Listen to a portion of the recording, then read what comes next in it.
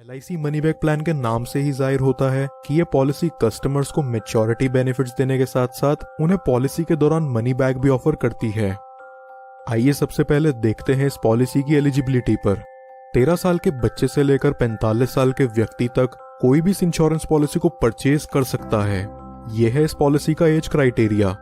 एक बार ये policy purchase करने के बाद ये अगले 25 साल तक के लिए वैलिड रहेगी और कस्टमर को भी इसका प्रीमियम सिर्फ 20 साल तक ही पे करने की जरूरत है।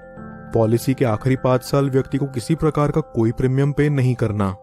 LIC की बाकी पॉलिसीज के कंपैरिजन में इसका मिनिमम सम एश्योर्ड बहुत कम है, जो कि है 1 लाख रुपए। यानी कि ये पॉलिसी लेने के लिए व्यक्ति को कम से कम 1 लाख रुपए का बीमा करवाना पड़ेगा।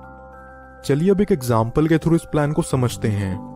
मान लीजिए किसी व्यक्ति की एज 35 साल है और वो LIC मनी बैक प्लान में 5 लाख का सम एश्योर्ड करवाता है। प्लान के अकॉर्डिंग पॉलिसी टर्म 25 साल का रहेगा और प्रीमियम पेइंग टर्म 20 साल का। पहले साल का प्रीमियम व्यक्ति को 30,794 रुपीज पे करना होगा और दूसरे साल से हर साल उसे 30,131 रुपीज पे करने पड़ेंगे। अब 35 साल की उम्र में अगर ये व्यक्ति इसका प्रीमियम पे करना शुरू करे तो अगले 25 साल यानी कि 60 साल की उम्र में जाकर इस पॉलिसी की मैच्योरिटी होती है। चलिए अब देखते हैं इस पॉलिसी के खास फीचर मनी बैक की तरफ और जानते हैं कि ये कब कब आपको मनी बैक प्रोवाइड करेगी। ये पॉलिसी आपको आपके सम एश्योर्ड का 15% हर 5 साल में मनी बैक के रूप में देगी। यानी कि पॉलिसी के 5वें साल, 10वें साल, 15वें साल और 20वें साल में आपको 5 लाख का 15% जो है 75,000 रुपीज मिला करेगा। 75,000 रुपीज का अमाउंट आपको 4 बार मिलता है। अब 20वें साल का मनी बैक अमाउंट लेने के बाद व्यक्ति को इस पॉलिसी में कोई प्रीमियम नहीं भरना और 25वें साल में पॉलिसी की मैच्योरिटी होने पर आपको मिलता है 8,62,500 रुपीज का अमाउंट। पॉलिसी चलने के दौरान 75,000 का अमाउंट 4 बार जो बनता है 3 लाख रुपए और फिर मैच्योरिटी का 8,62,500 रुपीज का अमाउंट व्यक्ति को टोटल 11,62,500 रुपीज का रिटर्न देती है।